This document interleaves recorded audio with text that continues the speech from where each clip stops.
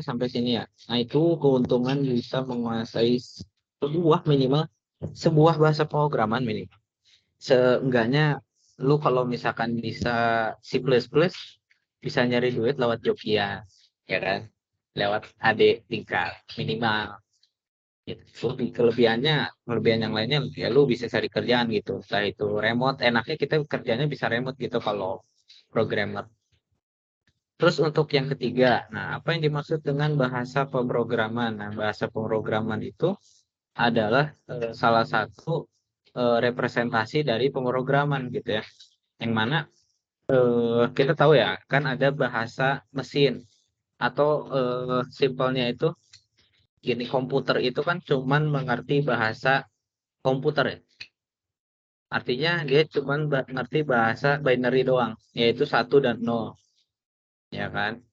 Nah, sedangkan kita nggak ngerti tuh bahasa satu dan nol tuh kayak gimana, terus cara penggunaannya seperti apa juga kita nggak tahu. Dan menurut gue sendiri nggak ada sih yang ngerti tentang bahasa itu gitu. Cuman mesin aja yang ngerti. Nah, makanya dibuatlah apa namanya, ada namanya itu bahasa assembly, yaitu bahasa rakitan, bahasa yang dekat dengan mesin. Kan kemarin kita sempat tuh di ES ya, apa namanya itu, pemrograman sistem, kita sempat belajar tuh bahasa assembly. DOSBox, DOSBox. Eh, Ya, DOSBox. Nah, itu salah satu contoh bahasa assembly lah.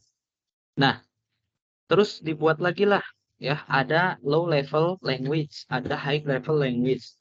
Low level language itu lebih ke C ya, bahasa C, bahasa C Sharp, bahasa C++, makanya biasanya digunakan untuk pemrograman hardware. Jadi contohnya bahasa C Sharp tuh itu dipakai untuk pemrograman Arduino.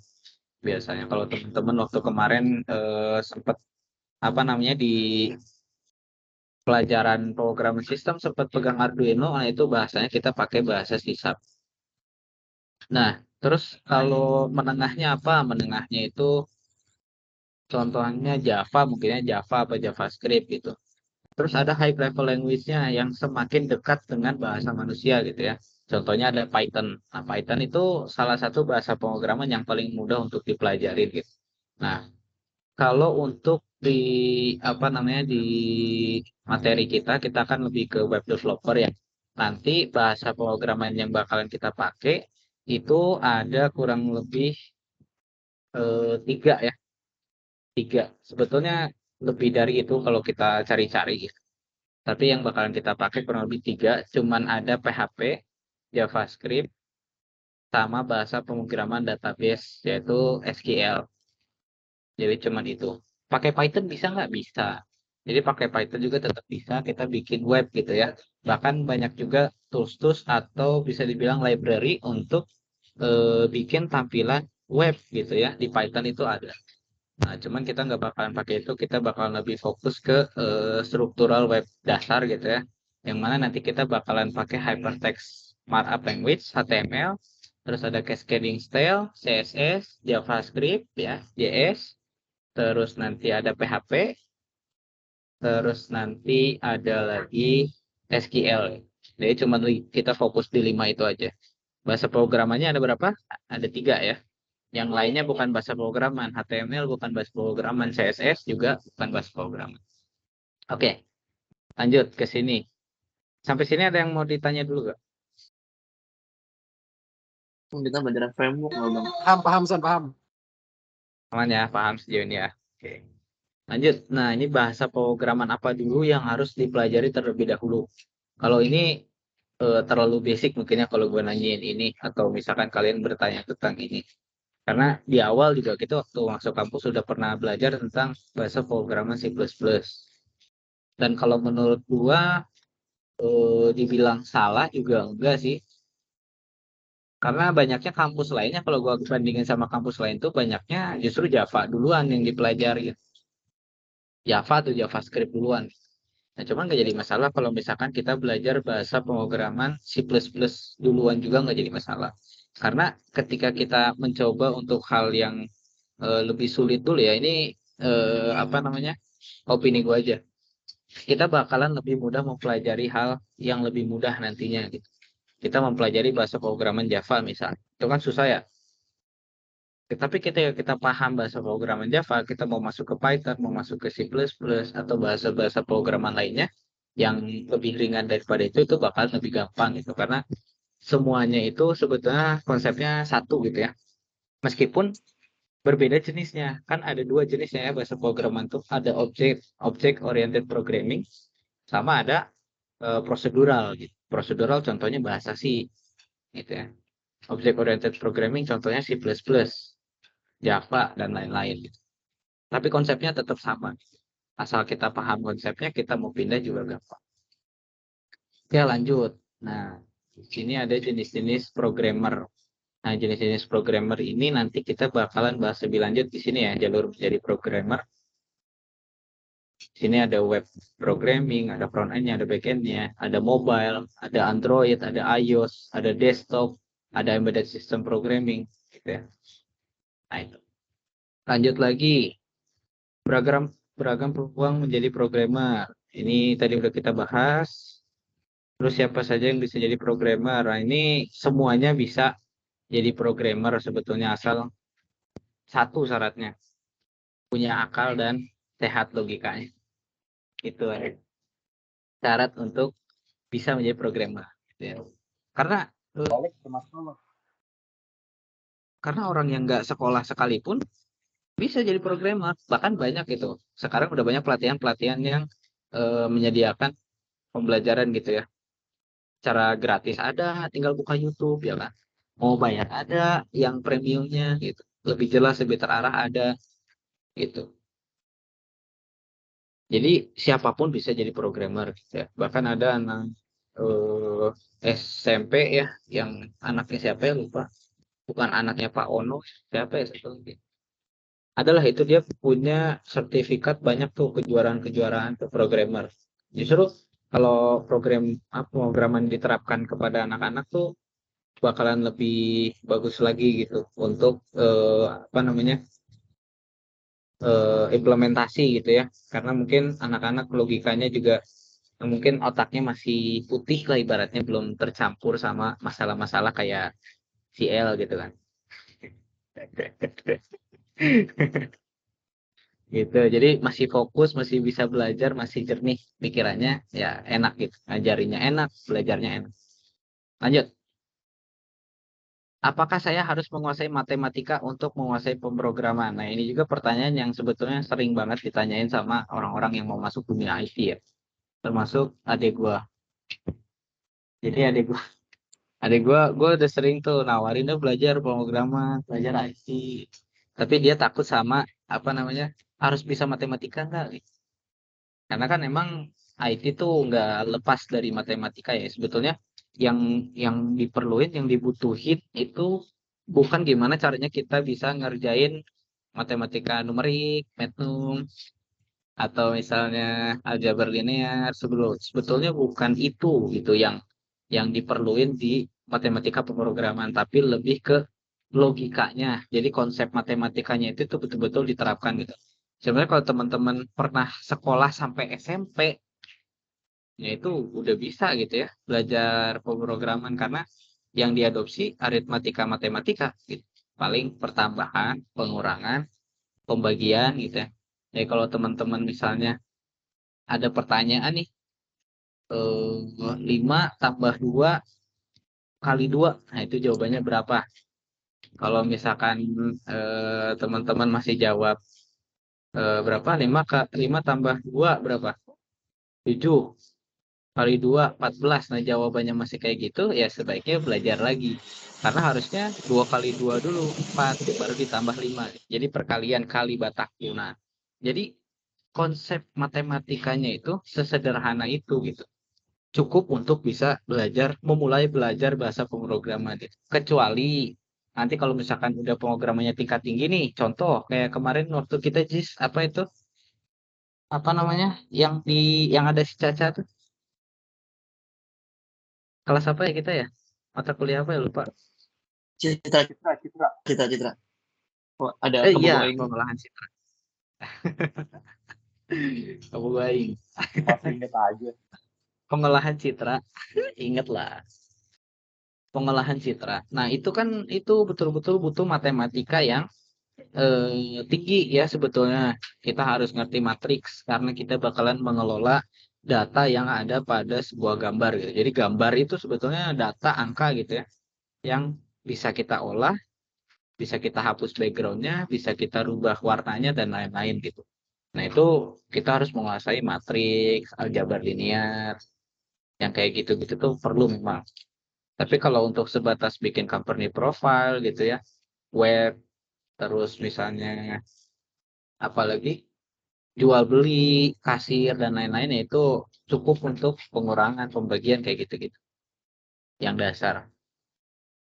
Oke, lanjut. Perangkat yang dibutuhkan untuk belajar pemrograman. Perangkatnya yang butuh laptop doang, sebetulnya laptop atau komputer. Terus speknya juga sebetulnya nggak tinggi-tinggi amat. Kalau untuk mau belajar ya, kalian punya RAM 4 GB, pakai hard disk 512 juga udah cukup sebetulnya. Untuk belajar ya, untuk belajar bahasa pemrograman. Kecuali kalau misalkan udah mulai bikin proyek kayak gitu-gitu ya, ya upgrade lah. Tuh. Apalagi kalau misalkan teman-teman mau masuk ke pemrograman yang butuh spesifikasi tinggi. Contohnya apa? Game development. Nah, game development tuh butuh spek yang paling tinggi di antara kalau kita ngerjain program-program yang lain. Game itu paling tinggi. Terus yang kedua itu Android ya, Android atau iOS. Itu juga butuh spesifikasi yang cukup tinggi. Gitu. Contohnya kalau teman-teman laptopnya kurang memadai, itu untuk install Android Studio itu susah ya, bukan susah sih. Lebih ke ya nanti dalam pengerjaannya pasti ada masalah gitu. Apa itu not responding, apa itu ngehang dan lain-lain gitu. Nah, seperti itu. Lanjut. Istilah-istilah umum ya yang ada dalam pemrograman. Nah, ini mungkin teman-teman juga udah familiar. Yang pertama itu contohnya ada sintaks. Nah, sintaks itu adalah sebuah aturan ya atau sebuah undang-undang ya yang dibuat untuk eh, mengimplementasikan penulisan kode. Jadi kalau misalkan teman-teman sintaks di C++, di line akhirnya itu kan harus pakai titik koma. Nah, ada aturannya, ada undang-undangnya dalam penulisan kode. Ada salah? Ya, pastinya error gitu ya. Atau program tidak dapat berjalan. Terus contoh yang lain, misalnya Python. Python tuh nggak pakai titik koma juga amat kok lancar ya. Itu aturan dalam bahasa programan itu sendiri gitu. Terus yang kedua, selain sintaks, apalagi ada bug. Bug itu adalah error ya. Sebetulnya istilah bug itu sendiri ditemuin udah lama ya. Terus juga kenapa kok bug gitu? Bug itu kan artinya serangga ya. Jadi dulu itu gue lupa siapa namanya, tapi ceritanya gini. Dulu itu ada seorang programmer. Dia ketika nge-compile si codingannya itu selalu error, error, error, error. Tapi sampai akhirnya apa dia cek ulang, dia Ditelepon case study lagi. lagi. Gimana sih mereka? Ya kan harus di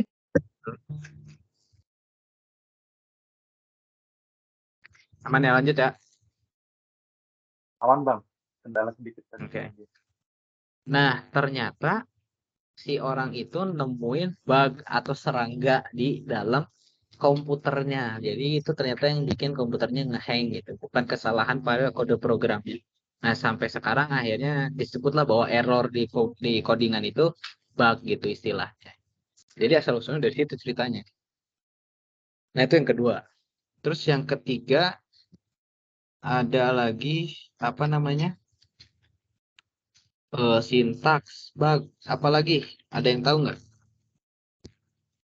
Istilah-istilah di bahasa program. Error handling. Kalau Ada debug, yang istilahnya. debug. Nah, kalau debug gini, kalau bug itu kan error ya. Kalau debug itu itu maksudnya mengurai gitu, atau memecahkan si error itu. Jadi debug. Jadi ada orang yang kerjanya sebagai debugging, itu juga back end tuh termasuk. Banyaknya ya. Debugging ya, debugger itu disebutnya. Nah, itu orang yang memecahkan masalah-masalah yang ada dalam codingan. Misalkan ada error di debug gitu. Contohnya mungkin dalam bahasa lain ada, kalau kita kan pernah nih belajar apa namanya, komunikasi data ya, ada yang namanya encoding. Encoding itu adalah proses enkapsulasi di layer 4. Nah, jadi si data itu di encoding ya, dipecah ke dalam apa namanya, segmen-segmen yang lebih kecil, terus nanti di decoding. Di decoding artinya disatuin lagi itu. Jadi yang tadinya ada masalah jadi nggak ada masalah. Gitu aja simpelnya, bug sama debug itu. Ada yang mau ditanyain lagi nggak?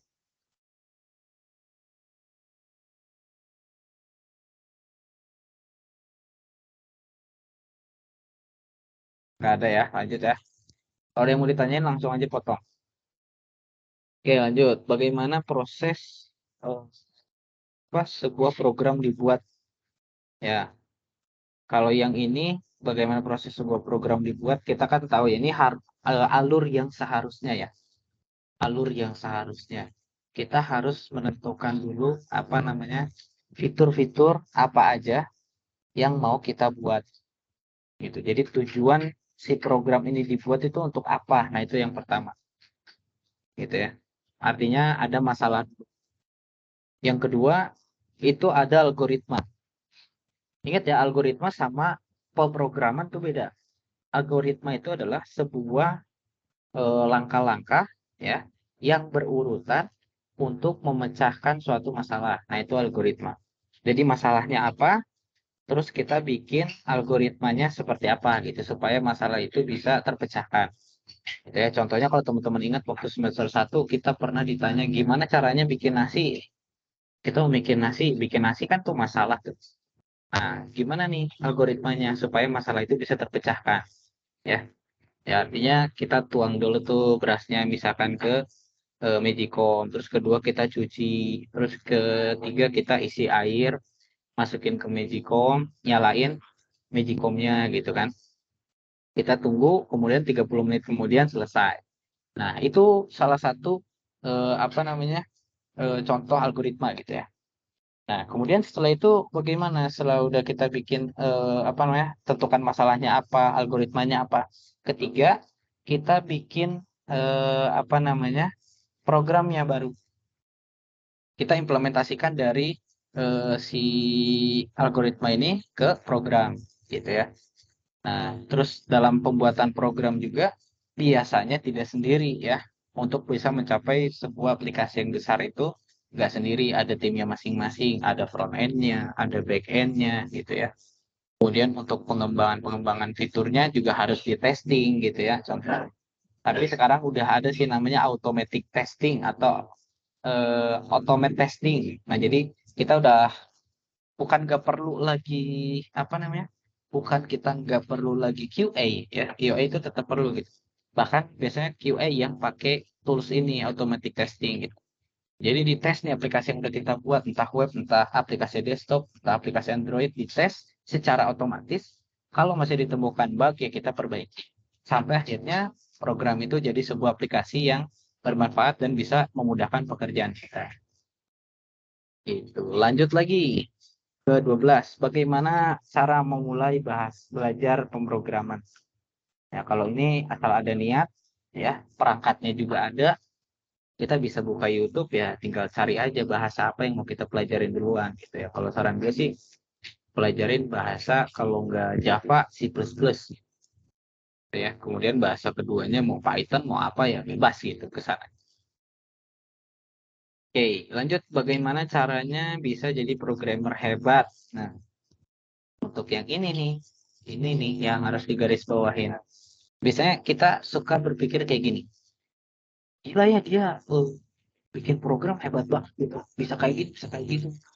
Terus, oh gila ya dia bisa bikin eh, aplikasi web gitu ya. Kok gua nggak bisa? Gitu. Sampai akhirnya kita ngerasa down, terus ya udahlah gua emang nggak mampu mungkin di sini. Padahal itu kesalahan kita sendiri. Kita tuh nggak tahu gimana prosesnya orang itu bikin program, ya kan? Gimana orang itu belajar, tak mungkin pagi, siang, malam sampai begadang nggak tidur dia terus belajar gimana cara bisa bikin program, kita nggak tahu gitu. Nangisnya dia ketika menemukan error, kita nggak tahu gitu ya. Gue sendiri aja sampai stres gitu bisa pengen bisa belajar program gitu. Sampai stres lah, sampai pernah nangis gue gara-gara nggak bisa nyelesain program. Nah, jadi ya itu balik lagi ke kitanya gitu. Kita mau seberjuang apa gitu untuk bisa apa namanya jadi programmer yang hebat gitu ya. Gue udah hebat belum? Gue juga masih sering ngeliat orang, kok dia bisa bikin kayak gini ya.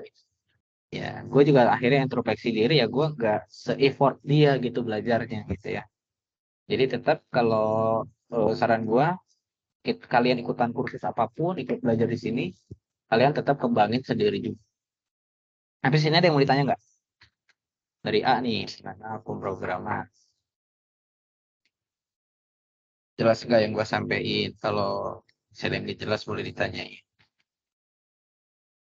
Atau mau sharing? Ini bang, dibak masih nggak ngerti bang, dibak tuh apa bang? Apa? Dibak masih nggak ngerti. Apa dibak tuh bang? Dibak, dibak. Debug. Hmm. Debug itu, kalau bug ngerti kan bug? Yes, kalau bug ngerti nggak? Tahu, tahu. Ngerti, ngerti, ngerti. Ngerti kan? Nah, jadi Ngerti, ngerti, ngerti. bug, Nah, teman-teman.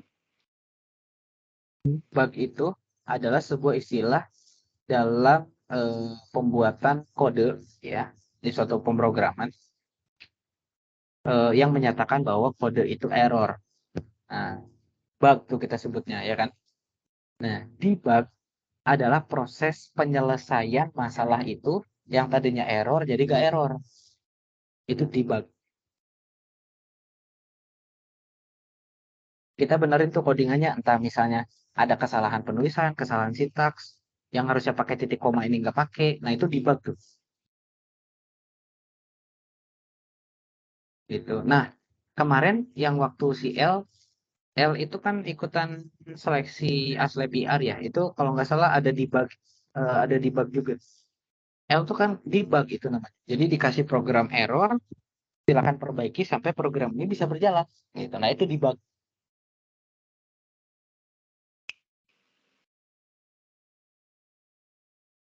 Ada yang mau ditanya lagi nggak? Teman, teman. Berarti, Aman. Titos, ya, bang. Berarti back end tuh dibak ya, back end. kenapa? Back end tuh dibak berarti. Back end kenapa? Berarti orang-orang back end itu dibak berarti. Eh, pasti sih kayaknya. Soalnya dia bikin program, betul-betul bikin program logiknya pasti kalau misalkan ada kesalahan yang entah dia buat sendiri atau rekan kerjanya buat sendiri gitu ya. Itu pasti mereka bakal Lagi ada melakukan meeting. proses debug gitu. Intinya menyelesaikan atau memperbaiki error yang ada dalam suatu codingan kita gitu. Itu debug. Aman? Aman, bang. Udah ngerti, Oh, sudah mengerti. oke, mantap. Bang, Ini bang, lanjut. bang. Ini apa Oke. namanya? Kalau misalnya, kalau framework itu bahasa ini nggak, bahasa pemrograman bukan, bukan ya? Kalau Node.js, framework itu React.js.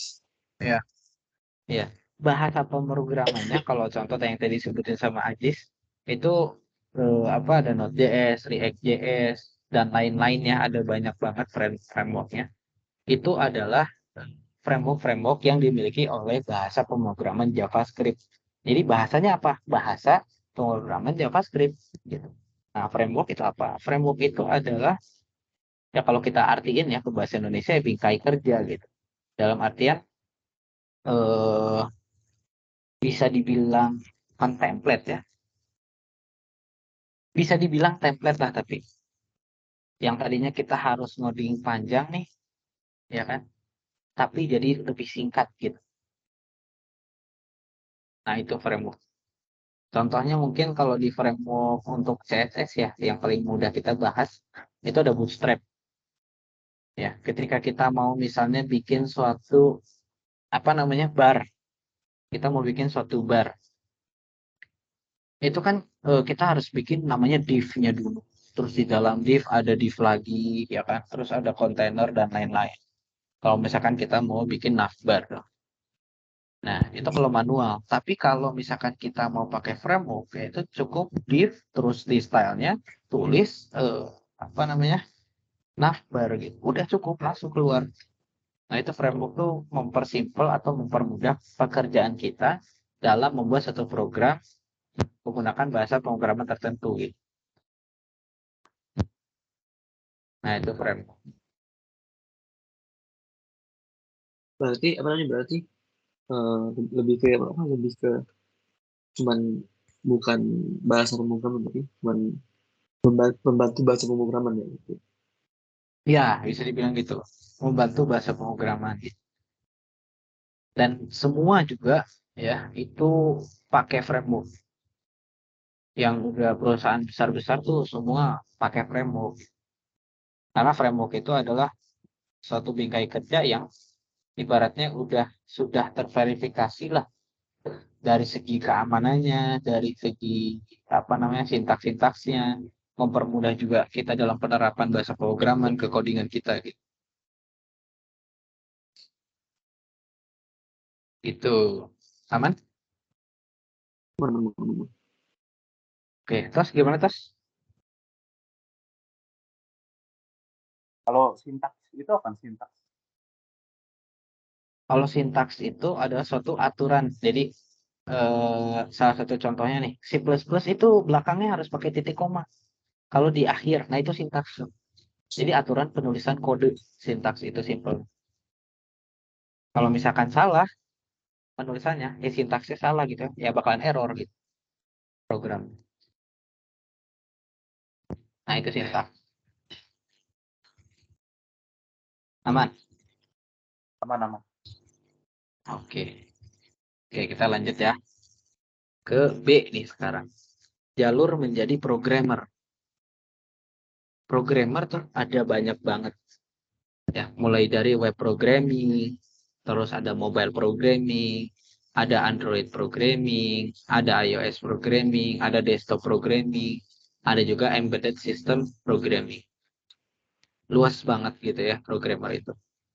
Nah, terus dalam segi bidang-bidangnya yaitu yang tadi gue sebutin ya. Yang pertama ada web programming. Web programming itu yang bakalan kita pelajari nanti gitu ya. Nah, web programming itu apa? Ya adalah web programmer ya, adalah orang-orang yang melakukan atau membuat kode-kode tertentu untuk mencapai tujuan dalam pembuatan website. Websitenya itu entah digunakan untuk e-commerce, untuk company profile, apapun itu gitu ya, yang pasti jadinya website. Port yang digunakannya juga pasti port, kalau nggak port 80, port 443 gitu. Port 80 itu apa? HTTP, ya kan? Port 443 itu apa? HTTPS. Nah, itu pasti beroperasi di kedua port itu gitu untuk web programming. Nah, terus penggunaannya apa aja yang dibutuhin? Skillnya yang pertama HTML atau Hypertext Markup Language gitu. Nah, itu perlu juga untuk sebagai struktural apa namanya? Struktural atau bentuk si webnya itu mau kayak gimana gitu. Tulang lah ibaratnya. Terus yang kedua ada CSS. Nah, CSS ini atau Cascading Style Sheet itu adalah apa namanya? Sebuah kode ya untuk mempercantik si tampilan web kita nanti gitu. Contohnya kalau kita analogikan ke tubuh manusia itu kulit gitu ya. Jadi terlihat cantik, terlihat ganteng gitu ya. Enak dilihat dan lain-lain. Terus yang ketiga ada JavaScript.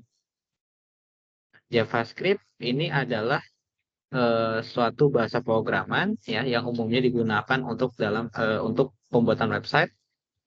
Nah, supaya apa websitenya? Kalau kita analogikan lagi ke manusia, bisa lebih interaktif. Contoh nih, misal kita klik submit, kan kalau nggak ada respon apa-apa, bingung kita ya kan? ini udah kekirim atau belum sih, gitu kan.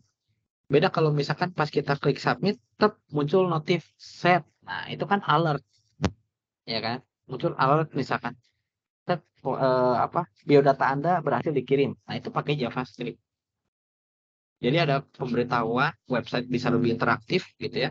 Kita bisa mengerti, oh ini data kita udah berhasil dikirim. Oh data kita gagal nih dikirim gitu ya. Dan lain-lain. Itu JavaScript. Kemudian yang keempat itu ada PHP ya. PHP itu singkatannya hyper hyper processor apa ya, lupa gue. Pokoknya PHP lah ya. Pokoknya hyper processor apa gitu. Nah, itu digunakan untuk server side ya. Kalau yang tadi gue sebutin tuh client side ya. HTML, CSS, JavaScript untuk client side tuh. Untuk posisi klien atau user yang menggunakan laptop atau komputer ya, yang membuka browser, membuka websitenya. Nah, itu disebutnya klien. Untuk server, itu gimana caranya kita bisa mengambil data dari server, mengelola data dari server. Nah, ini salah satunya adalah dengan menggunakan PHP. Ini back-end-nya nih. Gitu. Nah, nanti akan dikolaborasikan dengan apa? Dengan bahasa pemrograman database, gitu ya, yaitu SQL.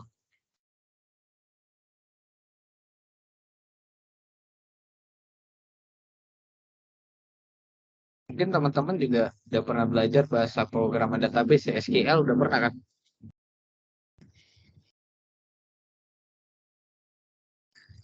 Cuma SQL lihat udah aja pernah sih. belajar belum? Kayak Udah kan? insert table, Ya, insert table, create table, drop table, table. gitu ya. Dan lain-lain itu bakalan banyak banget. Tuh kalau diajarin di kampus tuh, itu basic banget lah. Belum belajar kan union, join. Nah, itu Hmm. ada tuh. Dan itu penting banget sih buat dipelajarin kalau misalkan benar-benar mau jadi web developer gitu ya. Nah, eh, sebetulnya untuk jadi web developer juga kalian bisa pilih mau jadi front end atau menjadi back end. Ya, yang kedua sama ketiga. Mau jadi front end-nya atau mau jadi back end-nya nih. Nah, gitu. Kalau front end-nya ya berarti client side. Kalian belajar HTML, CSS, JavaScript, toh itu udah bisa jadi front end web programming. Kalian belajar PHP sama MySQL-nya toh juga sebenarnya udah bisa jadi backend. Tapi kan kalian bekerja sama orang yang apa namanya, yang ada di klien sama di server. Kalian jadi server side, kalian bakal berkomunikasi dengan yang ada di client side. Jadi harus saling mengerti nih, harus connect gitu. Makanya mau nggak mau kita harus pelajarin semuanya gitu. Ketika nanti kalian masuk ke pekerjaan, pilih salah satunya nggak jadi masalah, atau pilih keduanya juga nggak jadi masalah. Namanya full stack ya, full stack web developer. Nah, tapi mungkin bahkan ada yang kalian bingungin nih kalau misalkan masuk dunia kerja.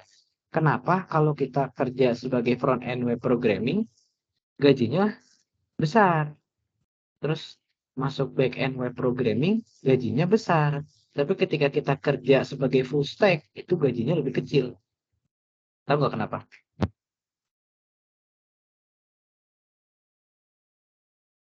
Padahal full stack ngerjain back end sama front end.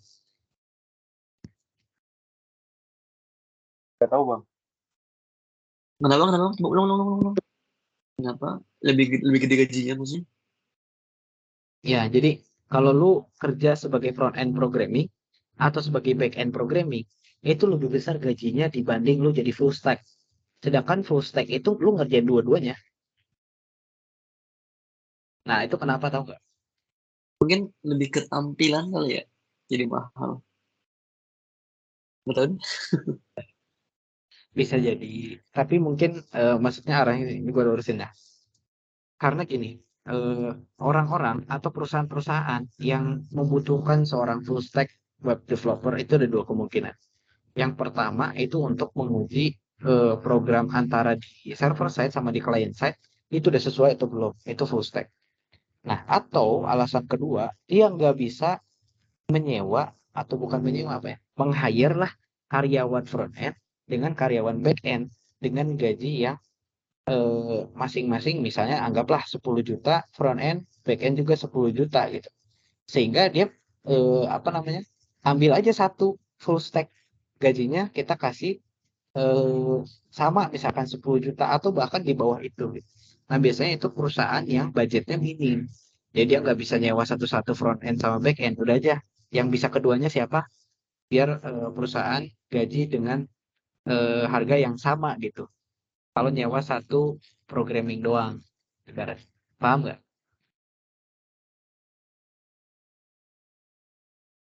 Nah itu dulu juga gue sempet bingung waktu gue apa namanya ngobrol-ngobrol tuh, full stack kok gajinya lebih kecil dibanding orang yang kerja sebagai back end doang atau front end doang. Oh ternyata alasannya itu. Meskipun kita ngerjain keduanya gitu. Nah itu ya untuk web programming. Lanjut. Sekarang ada mobile programming. Yang mobile programming environment-nya itu dia harus pakai SDK ya, atau software development kit. Itu biasanya dipakai sama Java, compilernya Java. Bisa juga kita pakai Kotlin. Dan sekarang yang udah teknologinya bagus banget ya, itu namanya bahasa pemrograman, bukan bahasa pemrograman sih, framework, lebih ke frame. Itu Flutter.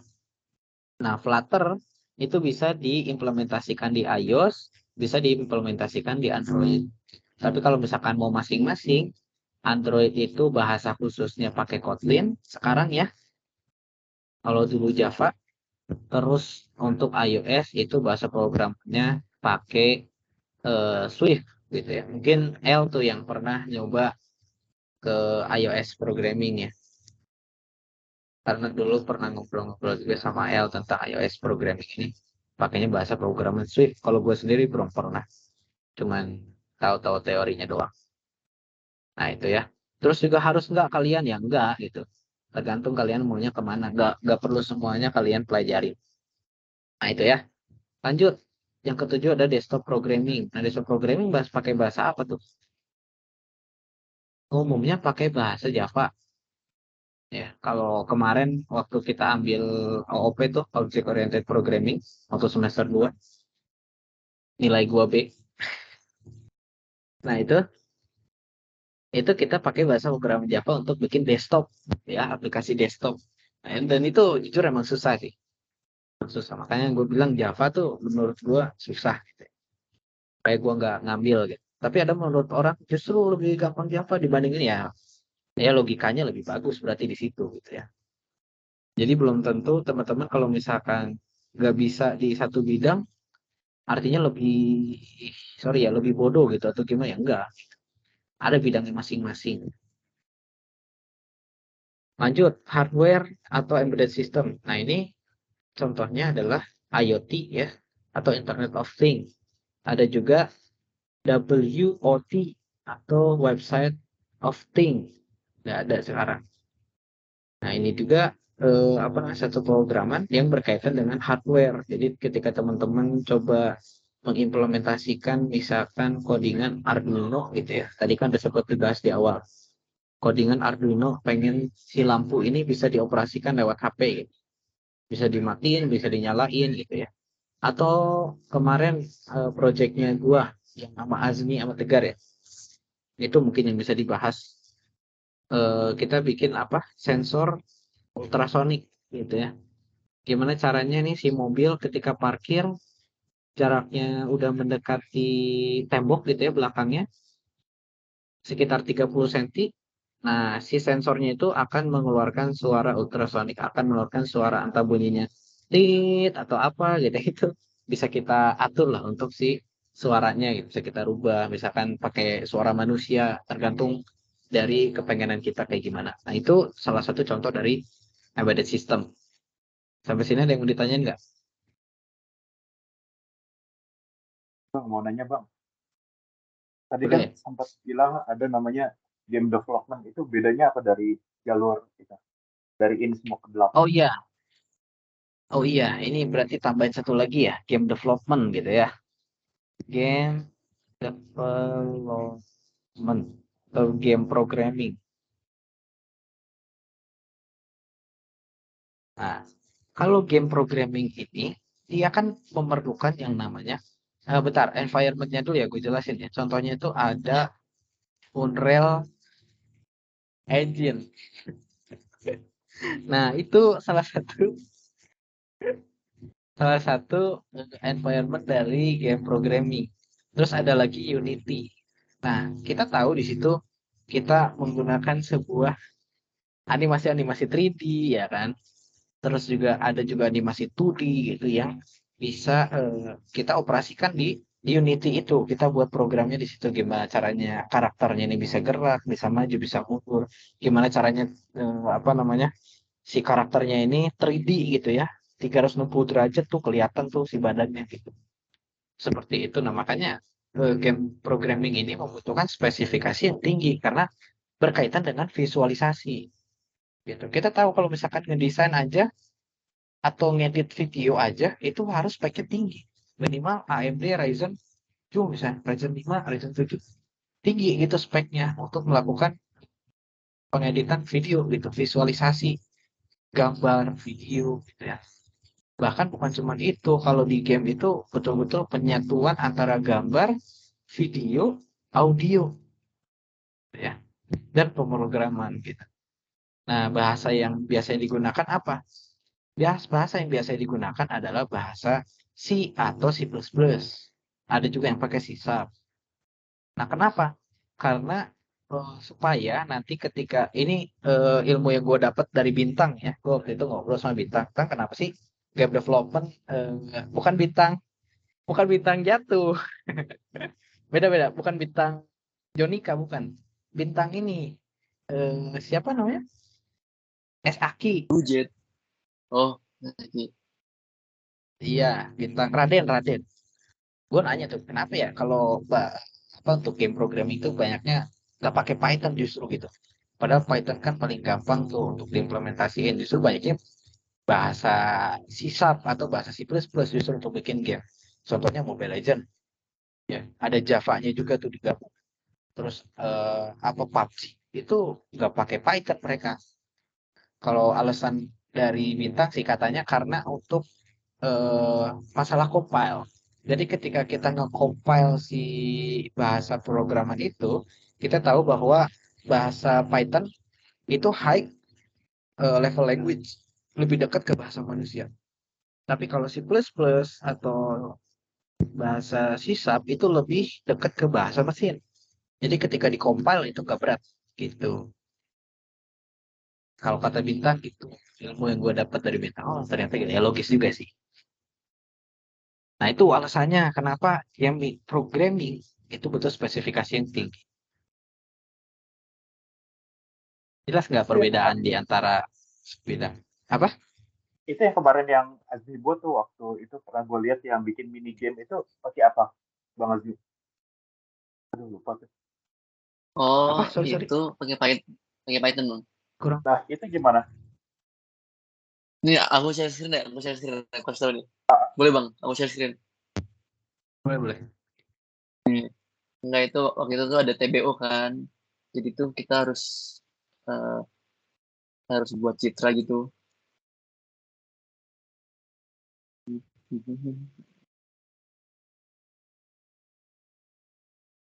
Ini matiin dulu ya share screen.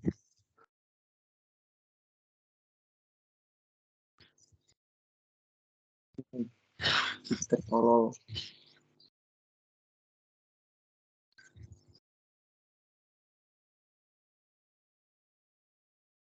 Yes. Yes. Nah, ini aku dapat di GitHub, bukan buat implement.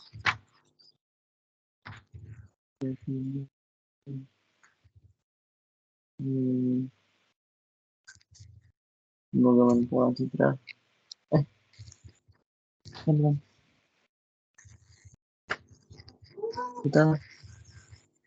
kita citra TBO. Nah, ini dia.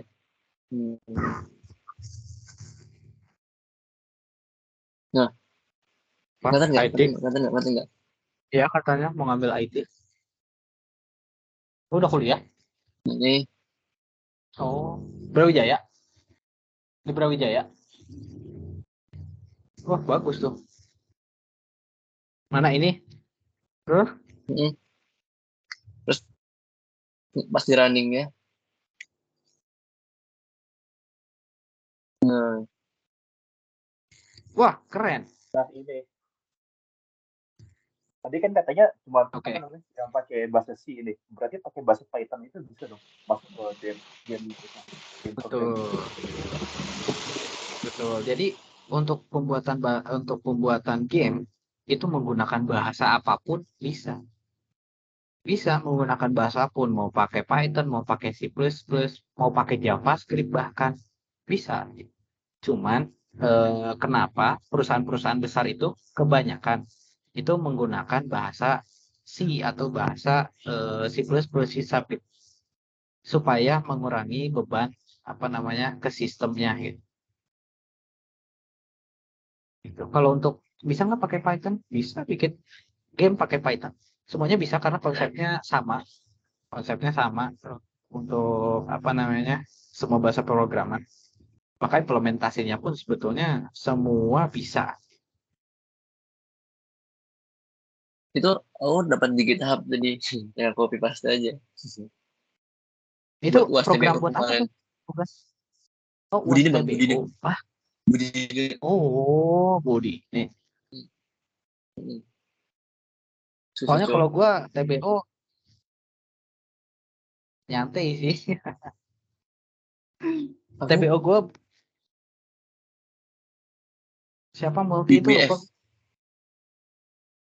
Multi, Kaleb multi, Puji, puji. Bukan. bukan Puji ah. Oh, Puji. Puji F kan? Fitriani. Jesse Fitriani kan ya? bukan. Bukan. Desi Fitriani mah PLJ. Hmm. Ngomong-ngomong, PLJ lu gimana, Tos? Ya itu, gue lupa ngisi edom jadi nggak kebuka nilai gue Oh iya ya. uasnya.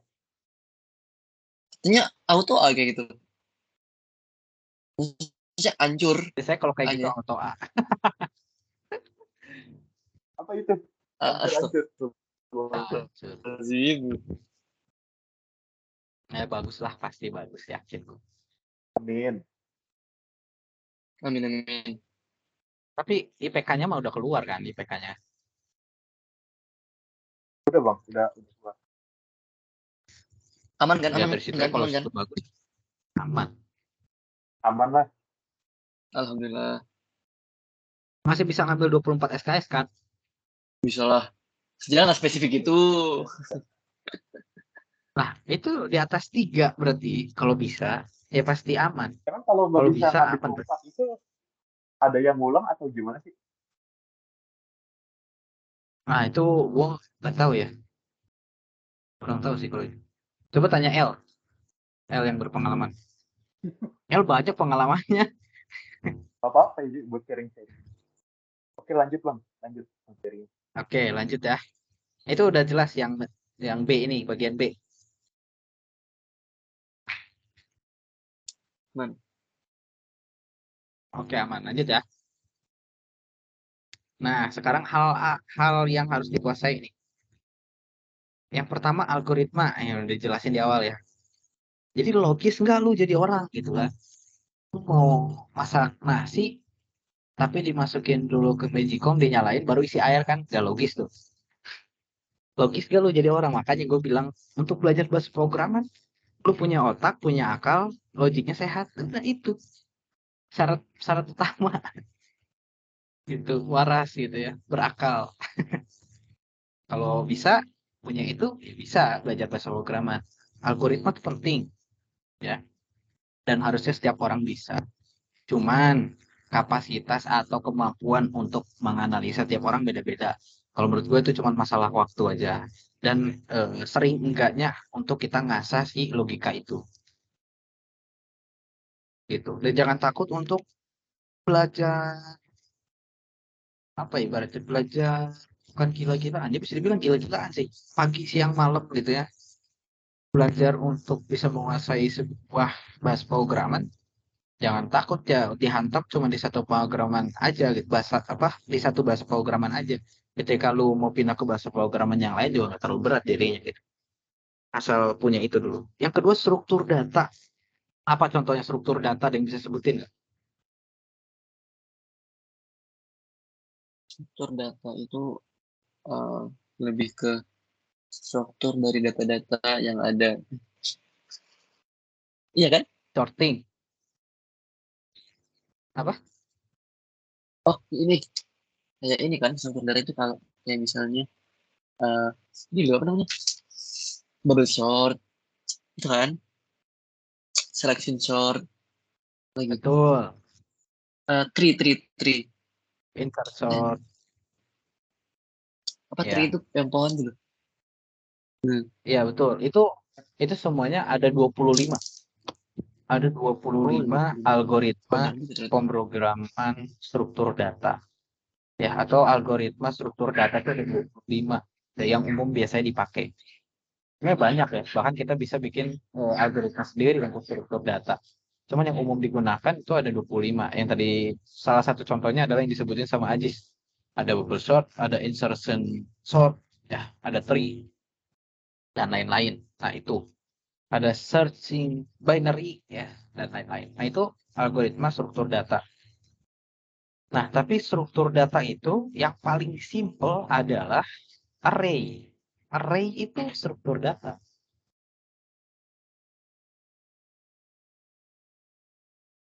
Kalau di Oke. Python ada lagi, iya, array.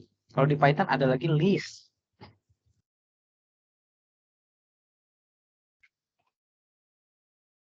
Gitu. Nah, itu salah satu contoh-contoh struktur data ya. Ada stack dan lain-lain gitu.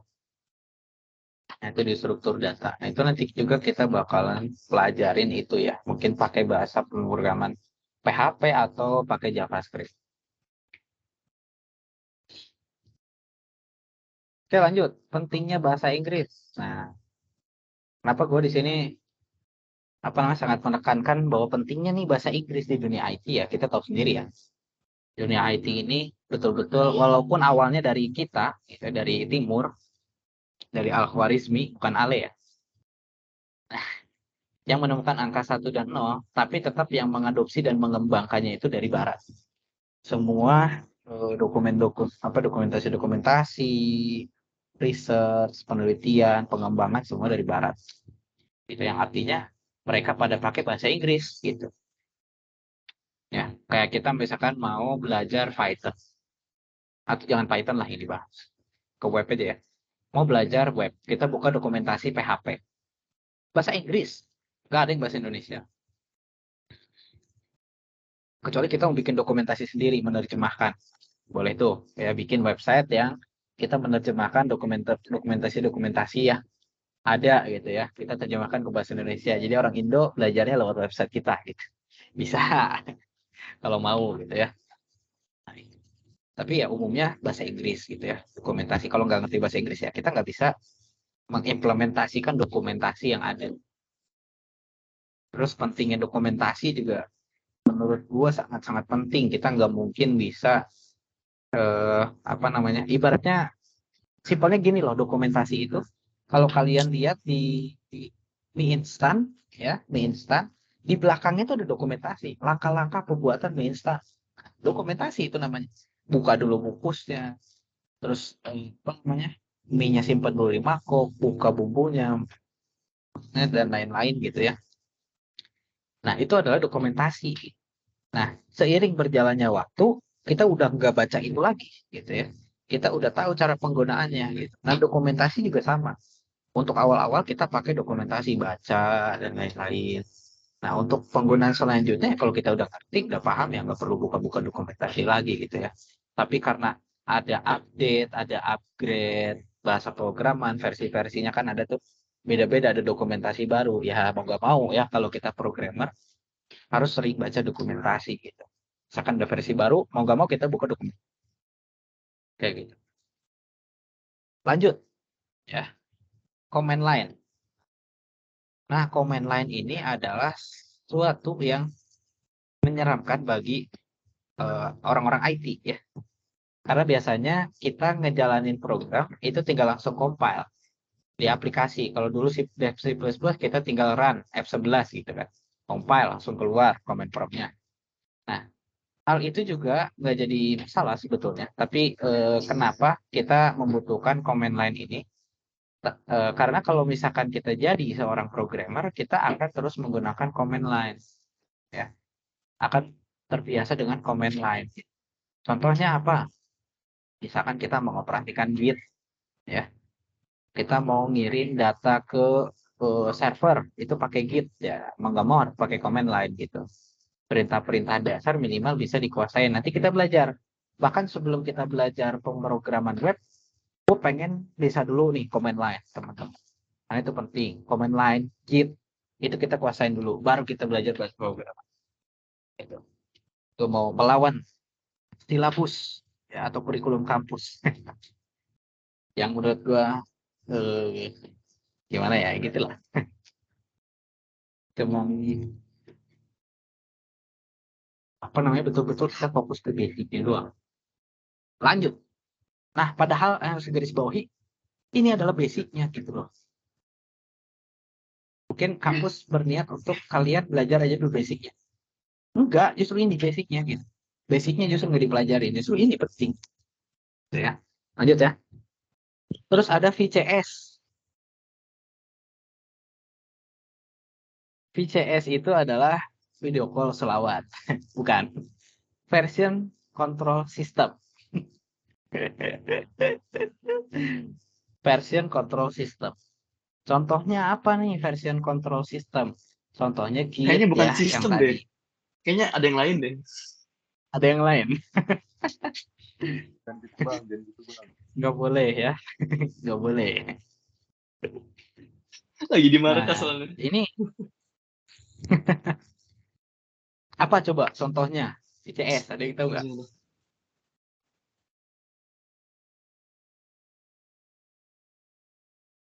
CMD bukan sih, bukan ya? Apa? CMD, Command Prompt. Bukan ya? Itu environment-nya, lingkungan kerjanya itu CMD. Sebetulnya tadi udah gue sebutin. Sistem. NVC Sebelumnya kayak udah gue sebutin. Laravel. Bukan. Ada tadi disebutin ya. Lupa. Ya. Jawabannya adalah Git. Git itu adalah version control system. Git ya, atau kalau untuk cloud-nya Git itu bahasa dong berarti. bisa dibilang bahasa, tapi bukan bahasa ya, lebih ke perintah. Komen. Oh, oke. Komando. Komando. Nah, lebih ke perintah gitu. Nah, jadi Git itu lebih ke perintah. Nah, untuk aplikasinya apa biasanya? Aplikasinya itu biasanya adalah GitLab ya, itu untuk aplikasi berbasis web yang ada cloud-nya gitu ya. GitLab contohnya, terus ada Git Tracket gitu ya. Ada lagi Git apa namanya itu? Waduh, lupa gue. GitHub. Nah, itu juga salah satu dari version control system. Fungsinya buat apa? Fungsinya adalah untuk mencatat, misalnya nih suatu contoh ya, kalau misalkan kita udah kerja. Gua kerja mengerjakan satu fitur, itu semua yang gua rubah, baik setiap karakternya itu direkap. Itu direkap. Misalkan kita ada kesalahan nih, terus kita mau balik lagi, tapi lupa gimana caranya balik lagi ke codingan yang sebelumnya gitu. Karena kan kita gitu ya, ini udah keburu dihapus, udah keburu dirubah. Nah, kalau kita pakai VCS atau version control system, itu setiap perubahannya itu direkam. Kita bisa balik lagi gitu ke program yang sebelumnya udah ada gitu ya. Seperti itu. Terus misalnya mau kerja bareng-bareng.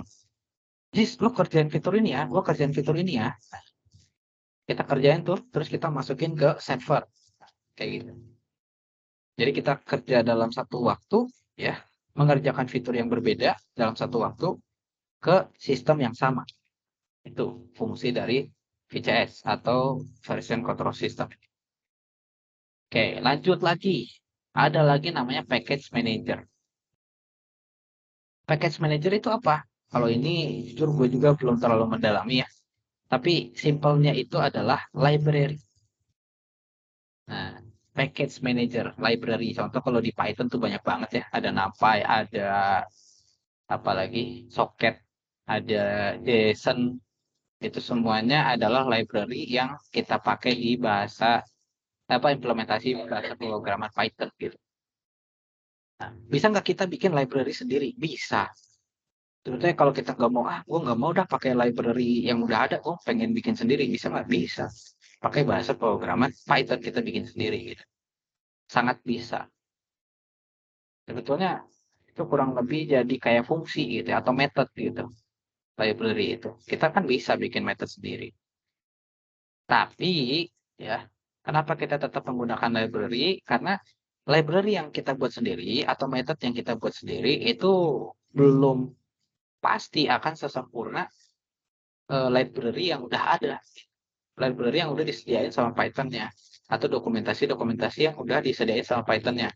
Bahkan bisa aja ketika kita coba untuk bikin sendiri, yang kita lebih jelek. Gitu ya. Atau yang kita lebih kurang efisien gitu sih library yang kita buat. Gitu ya. Makanya kita harus pakai package manager atau library yang udah ada. Gitu. Dan library yang dipakai juga nggak sembarangan ya, harus kita manage ya sesuai dengan kebutuhan kita. Jangan asal import aja. Jangan asal include aja. Nah, kalau di C++ tuh include IOStream, include CMAT dan lain-lain gitu. Contohnya. Lanjut yang terakhir adalah security. Security ini penting untuk programmer.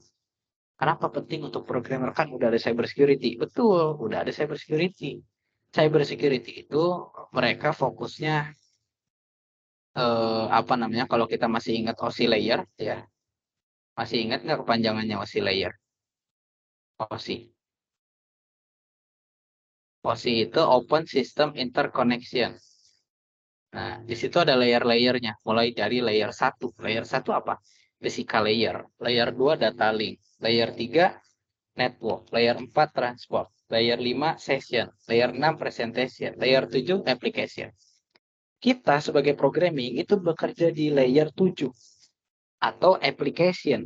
Nah, untuk cybersecurity itu mereka fokusnya di layer-layer 1 sampai 7. Betul, 1 sampai 7. Tapi yang ketujuhnya ini, cybersecurity belum tentu dia bisa bikin program, gitu ya. Sedangkan programmer ya udah pasti bisa bikin program, tapi belum tentu bisa security. Nah, disinilah kolaborasi antara cybersecurity ya dengan programmer. Ya, apa cybersecurity bidang apa yang bekerja sama dengan programmer, yaitu DevSecOps kalau teman-teman pernah dengar. DevSecOps. Pernah dengar nggak?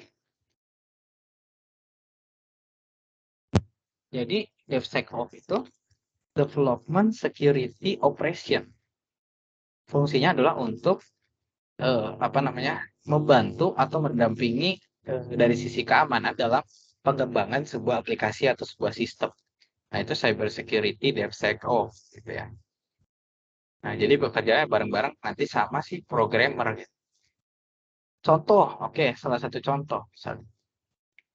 Di ya, kita ketika membuat suatu sistem untuk login, itu kan bisa kita bypass pakai SQL injection ya. Bypassnya juga simple banget gitu ya. Nah, gimana caranya supaya itu nggak bisa di bypass gitu? Itu kan urusan pemrograman, ya kan? Bikin sistem login urusan pemrograman. Nah, tapi bisa jadi ada dua kemungkinan, gitu ya. Yang pertama programnya jadi dan berjalan, tapi security-nya nggak aman, alias bisa di bypass tuh sistem login. Yang kedua berjalan, gitu ya, aman dan security-nya juga bagus. Nah, ada dua kemungkinan. Yang pasti kita pengen adalah yang kedua, ya kan? Nah, untuk memastikan itu biasanya didampingi atau dibersamai dengan DevSecOps, gitu ya. Tapi sekarang udah banyak programmer yang belajar security web juga, belajar security dalam pengembangan aplikasinya sendiri di bagian khususnya di layer 7 ya, atau di layer application ini gitu. Jadi nanti juga kita bakalan belajar security, web security-nya gitu ya. Basic-nya lah. Oke, sampai sini ada pertanyaan nggak?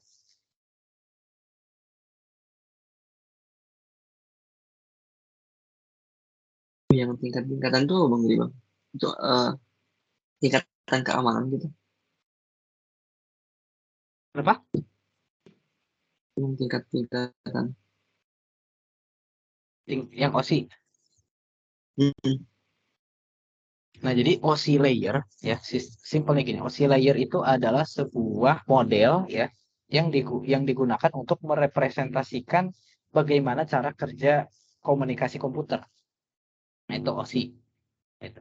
Ya, untuk seorang programmer atau development ya, dia akan fokus di bagian 3 layer teratas, yaitu application, session, dan presentation. Nah, ketiga layer ini memang fungsinya apa sih? Yang pertama application. Application itu adalah sebuah sistem yang langsung berkaitan dengan klien atau host, dengan orang langsung. Aplikasi itu. Nah, artinya apa? Kita bikin web, kita bikin aplikasi desktop, dan lain-lain. Nah, itu ada layer 7. Ada layer 5. Layer 5 itu adalah session. Yang mana ketika misalkan kita contoh membuat sistem login, itu ada sesinya. Ya kan? Ada sesinya. Nah, di situ ya, di apa namanya? Di sesinya itu bekerja pada layer 5. Contoh gini, kita login, ya kan? Kita bisa pindah-pindah halaman dan lain-lain gitu ya. Yang Kalau di sesinya PHP. habis, ya di PHP yang apa namanya? Session start gitu. Tahu kan? Nah, nah itu kalau misalkan sesinya habis atau sesinya kita destroy gitu ya, kita tutup, ya itu kita akan keluar dari aplikasi itu gitu ya. Nggak bisa kita mengoperasikan aplikasi tersebut menggunakan akun kita. Nah, terus dalam sisi presentasi, ya. Dalam sisi presentasi apa? Itu misalnya kita merubah format. Kita ngupload file, terus kita merubah format, ya. Format yang tadinya misalnya dari gambar ya, atau dari apa namanya format ekstensi apapun lah, kita rubah ke bahasa komputer gitu. Rubah ke bahasa komputer, kemudian masuk ke layer 4, 3, 2, 1 itu urusannya jaringan komputer. Jadi untuk developer itu urusannya 5, 6, 7, layer 5, 6, 7. Untuk 4, 3, 2, 1 itu urusan jaringan komputer. Gitu. Jadi kalau misalkan kita udah masuk ke layer 1 yaitu urusannya sama ini, layer 1. Nah, urusannya sama ini, kabel-kabel. Layer 1, layer 2. Terus layer 3 urusannya udah sama ini, mikrotik. Udah sama mikrotik. Ini kalau teman-teman mau lihat mikrotik, bukan mikrotik, apa router ya, sorry. Mikrotik itu brand. Nah, ini kan yang ada di ITCC. Hah? Ini kan yang ada di ITCC. Ini adalah bekerja di layer 3. Ini bekerja di layer 3. Ada lagi, satu lagi tapi belum sampai barangnya. Gue beli switch. Ya. Switch itu bekerja di layer 2. Switch. Ya. Bekerja di layer 2 switch. Bekerja di layer 1 apa? Ini. Kabelnya. Nah, itu udah urusannya jaringan komputer sana. Gitu. Nah, terus kita fokusnya itu di layer 5, 6, dan 7. Gimana, ada yang mau ditanya lagi?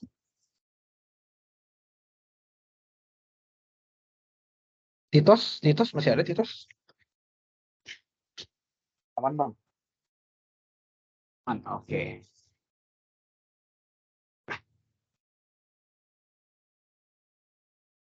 Oke, masih ada yang mau ditanya nggak? Terkait ini ya. Atau boleh terkait selain ini juga kalau misalkan ada yang mau ditanya boleh. Sejauh ini aman sih Bang. Sejauh ini aman. Oke. Ya mungkin inilah ya yang udah kita bahas ya. Next, mungkin nanti kita bakalan bahas tentang apanya nanti gue share di grup ya. Silabus apa lagi yang bakalan kita bahas. Kalau saran gue sabar dulu ya, jangan dulu ngebet pengen bikin web langsung gitu. Karena ini basic-basic yang harus benar-benar kita kuasain dulu. Dan ini bakalan sangat-sangat berguna sih di dunia kerja kalau kalian bekerja sebagai programmer gitu. Oke. Ada lagi yang mau disampaikan teman-teman? Itu bang, katanya Titas mau habis belajar HTML sama CSS langsung mau ngeretas BCA bang katanya bang. Bisa, bisa, bisa gila. Bisa ditangkap. Kertas pakai HTML, CSS, bisa gila. Bang, caranya ngeretas anjungan gimana bang? Biar bisa isi edom. Apa? Ngeretas anjungan biar bisa isi edom gimana bang? Kertas kampus Kontrol gitu. Shift I. Inspect. Oh, Inspek aja. biar permanen bang, biar permanen. Kan lumayan dapat nilai A bang. Biar kumlot. Website judi bos. Inspek Senggol dong. website kampus aja. Iya, website judi, buset dah.